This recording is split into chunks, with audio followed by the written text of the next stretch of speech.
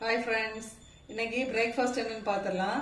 நல்ல சுட சுட புட்டு ரெடி பண்ணியிருக்கிறோம்.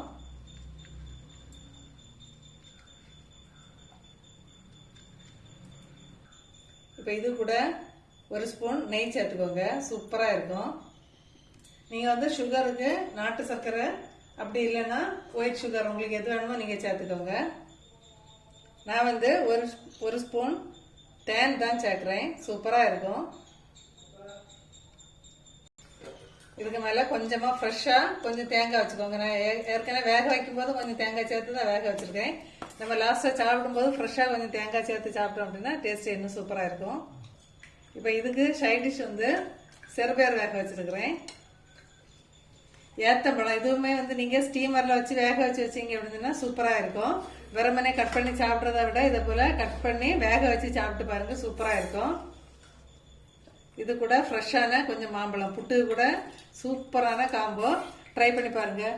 Okay friends.